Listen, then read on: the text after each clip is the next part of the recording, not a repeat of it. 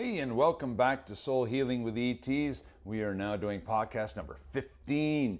And this is a continuation of our 6-month recap and a lot of new fun stuff. Now, when our soul incarnates here on earth, not only does it have a soul contract with its missions and lessons, or rather with its lessons and challenges, and also its mission, but our soul also builds a character for its incarnation, and that's us, the human beings. So kind of like a human being building a character for a video game, and then in the video game you're going to choose your character to have different abilities, weapons, body armor. Our soul is building us human incarnations to have all sorts of precisely crafted physical characteristics, depending on what it is that our soul wants to learn and experience. Now, we've talked about how our soul chooses our parents and our gender and our sexual orientation, our race, what country we will be born in, where in that country we will be born in, our time and date of birth, our socioeconomic condition, any physical ailments that we shall be born with, such as having a defective heart valve, or being born with Down syndrome, or how about being born with cerebral palsy, for example. As each one of these will result in a different experience. Thus, us humans are a character in our soul's play. Similar idea to the character that we humans create in a video game. When creating us as a character, our soul is choosing all of our physical characteristics. So the possibilities for these physical characteristics are present in our parents' genetics. There being a wide spectrum of possibilities going up through our parents' ancestry. However, our souls are of supreme intelligence and our source. They can manifest and have whatever they want in their earthly characters. So it doesn't need to be present in our parents' genetic lineages.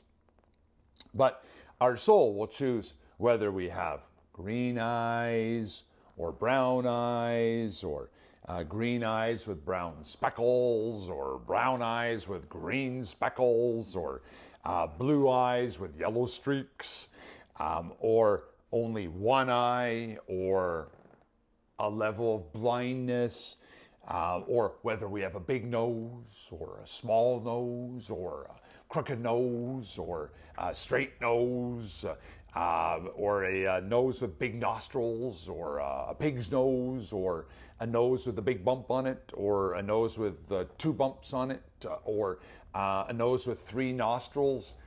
Does anyone have one of those? Our soul can choose anything, and will choose what it wants us to have in its incarnation.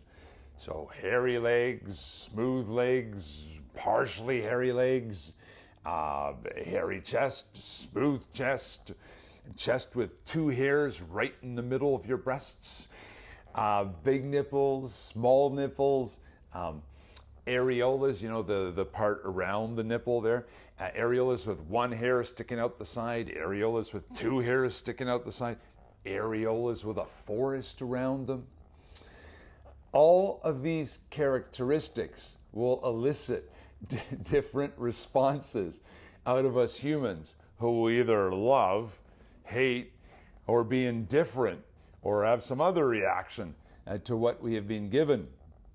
And maybe we will be wildly jealous of other people's physical characteristics. Why did Susan get the beautiful brown eyes with the silver streaks that look like little half moons when my eyes have no streaks and are so boring? And Susan has these beautiful eyebrows and my eyebrows grow together. Boo-hoo. Oh, good grief. How will we react and handle the situation? As far as our soul is concerned, these are all experiences, no matter how trivial, stupid, or boring they are. And all our soul wants to do is to learn and evolve. Absolutely every single detail is precisely thought out in the planning rooms up in Soul Land by our soul and its guides and its teachers before incarnating here on earth. Nose, ears, eyes, fingers, toes, facial structure, hair, baldness patterns, bumps on our forehead, birthmarks, congenital diseases, height, weight, body hair, boob size, precise characteristics of the vulva, penis size and look. Everything is meticulously thought out as it leads to a different experience, and our souls are hungry for experiences and learnings. How will us guys react to being bald when all our brothers have a full head of hair? How will a woman react to having black hair when all her sisters are redheads? How will a man react to having one leg shorter than the other leg? How will a woman react to being flat-chested when all her sisters have voluptuous breasts? Will these experiences bring rejection, jealousy, anger, abandonment, pride, ridicule, happiness, joy? What will it bring? Our soul wants to know it all so it can understand all the different facets, the whole spectrum of what it's like to, say, have small breasts in one life and then big breasts in another life and asymmetrical breasts in another life. Our souls will want to have a penis that is long and skinny in one life, to a short penis with a mushroom head in another life, to a penis that is as thick as a beer can in another life. And by the way, I now drink a non-alcoholic beer, so they're generally more healthy for us.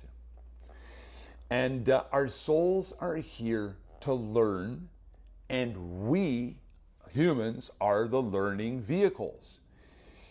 Everything is precisely thought out. We are characters in this massive simulation. Earth is a school and a playground for our souls, as we have discussed in recent episodes. Thus, our physical characteristics are precisely chosen to elicit specific responses. How will we react to our body parts being similar or wildly different to other people's body parts? Because we all love to compare body parts. Hey, I'll show you mine, you show me yours. What we really should be comparing and trading notes on, though, is discussing each other's missions and soul contracts instead of body parts. And that time is coming really fast because it has already started. But how will we deal with a congenital heart defect? Will we be jealous of people with no birth defects? Will we accept it and be proud that we are coping really well with a heart defect? Will we let it slow us down and depress us? Will we complain nonstop that we are different? Will we decide to overcome our challenge and make it a strength and help others afflicted with similar characteristics? How will we handle it? Our soul wants to know. Every specific body detail is chosen before incarnation. This is not remotely complicated for beings of supreme intelligence from a much, much higher dimension. But let us not forget that our souls cannot experience the third dimensionality of Earth without us as the human component. And thus, that is why they choose all our attributes so carefully. Now, in episode 9, we established why we specifically choose our parents. Of all the souls that are out there, why do we specifically choose 2 souls?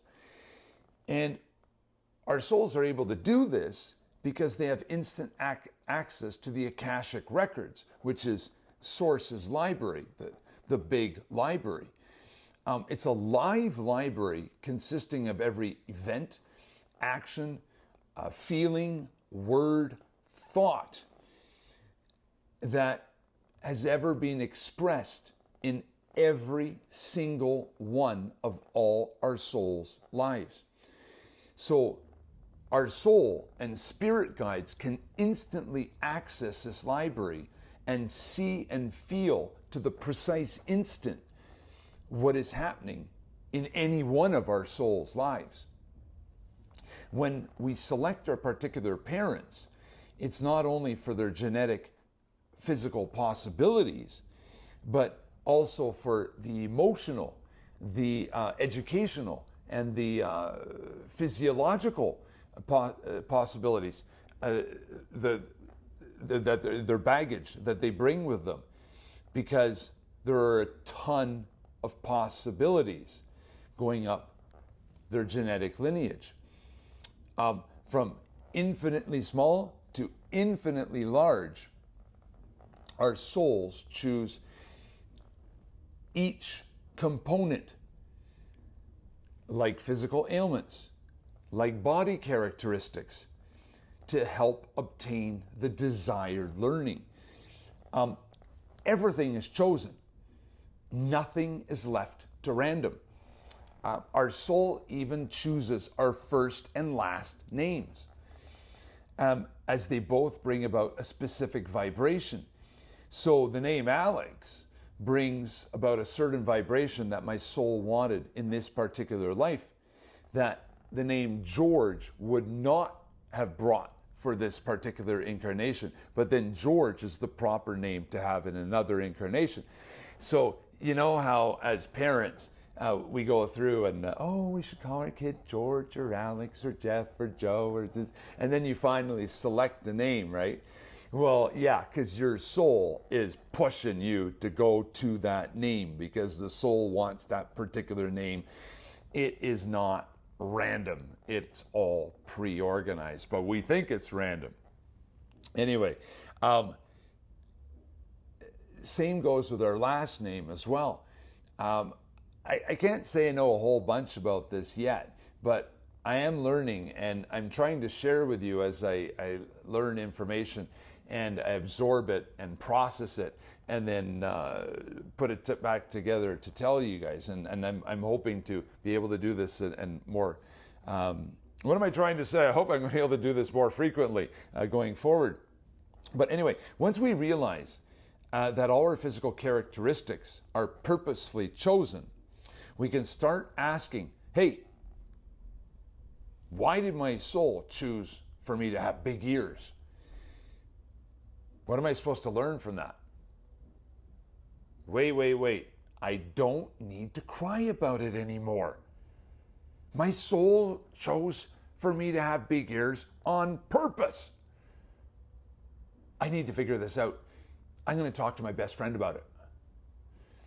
That is why having a great channeler who can interpret information like this that our soul and guides is trying to send to us can be so helpful. That said, we can all become channelers as our soul and guides are constantly sending us information. We just need to be open and to work from our heart instead of our head. We want to try to tune in and gently start to practice, and especially put it into our intentions out loud that that is what we want to do. So I call my soul, soul buddy. Don't ask why. But hey, soul buddy, I want to be able to understand more clearly what it is that you're sending to me. Show me the path so that I can understand your messaging more clearly. As we start to practice, we shall get better and better at it. And I'm only starting to learn some of these tricks because it's brand new to me as well. Now, in my case, my channeler told me that in this incarnation, because I asked her, what am I here to learn? The big themes that I'm here to learn, because we're all here to learn many things in each lifetime. But I was here to learn rejection, abandonment, betrayal, and how to choose and to love myself. But we all are here to learn many things in this incarnation. Now, what if we die without accomplishing a specific learning? Then our soul will still want to do that learning in another lifetime. That said, there are no bad learnings. Everything we do is a learning and an experience from our soul's perspective. And there are no bad experiences. If we have to come back 10 times, in 10 different lives to make a specific learning, then so be it. But it would be a lot simpler to just tune in and try to listen to our soul and try to heal it by helping it accomplish its purpose. That's the name of this podcast, Soul Healing with the ETs. And how can we better listen to our soul? By being heart-centered instead of listening to our ego that wants to control everything and keep us in this matrix that we live in. And we're going to be talking a lot about the matrix in the next episode. I find that my soul will give me an impulse that comes out of nowhere, and that's intuition. And then I know that my soul is communicating with me. So when I feel an impulse coming out of nowhere, I know that's my soul kicking in. And our souls will often bring back the same things over and over again. And thus we should pay attention, as there is a specific reason for things being brought back over and over again, a specific learning to be had.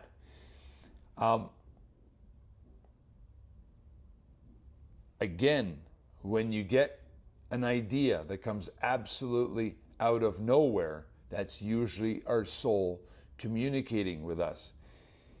When you get these ideas, write them down so you don't forget them. If you don't have a piece of paper and a pen, like a nice, well-organized piece of paper and a pen, I just put it down in my notes section on my cell phone, and I have a specific section for, I'm just jotting, and I put it down immediately. I don't say, oh yeah, I'll write that down in a minute or two, because then you forget it, because I forget it. So I know you forget it too. Anyway, back in March, to give you a good example, I woke up 2 mornings in a row. It was either one morning or 2 mornings in a row, thinking that I should install a chin-up bar in my garage. And where the heck did that come from, right? But this was only 4 or 5 days after the best player of my hockey team was telling me, hey, Alex, I got this chin-up bar and I hang myself from it, and it just hangs my back out. It feels so good. I'm all stretched out. Oh, you should do that, because you've been spraining your back an awful lot. So 4 or 5 days after he tells me this, I'm getting an impulse from my soul to go put up a chin-up bar. Well, I listened right away, and I installed that chin-up bar, and I've been hanging myself from it almost every day, and my back has been way better ever since I did that. I followed my intuition, which is our soul communicating.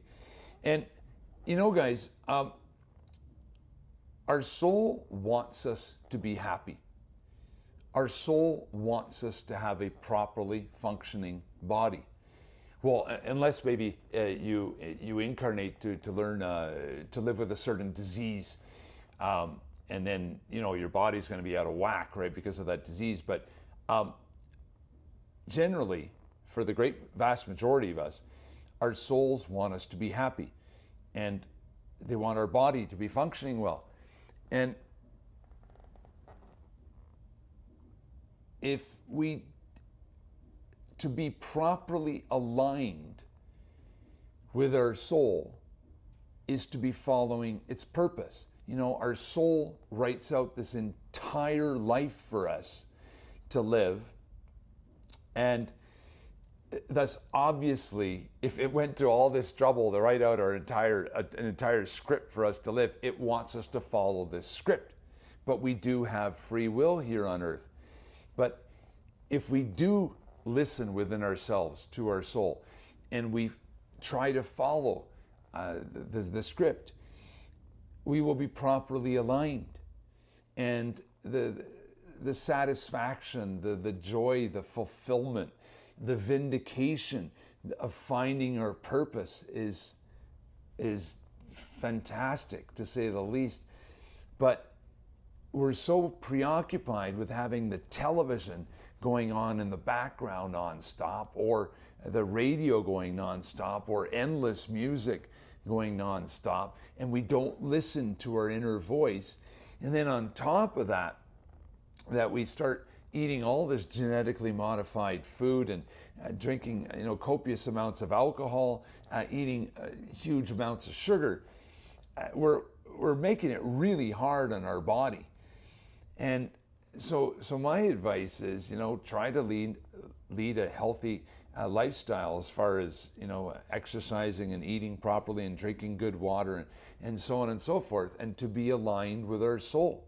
Because our soul really does want the best for us. And if we're living with anxiety and illness and depression, it's time to start turning things around, and it really isn't that complicated. Hey, that was my little 2 cents worth there at the end, and that's what I wanted to share with you today.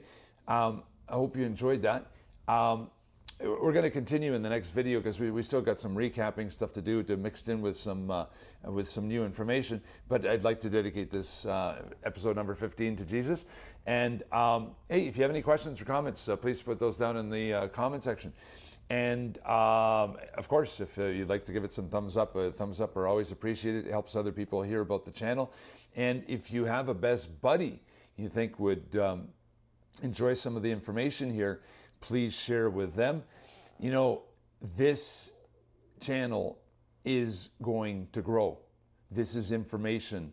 Like, I see it now. I see the whole spectrum. This is more and more people are waking up in the Great Awakening. And this is the type of information that is going to become more and more commonplace as we start talking about our mission, our purpose, our destiny, and our soul contract. It's going to be, there's a whole amazing new world coming at us. And okay, we're going to be talking about that in future podcasts. See, on that, hey, thanks for tuning in to Soul Healing with the ETs, and great choice. See you on the next one.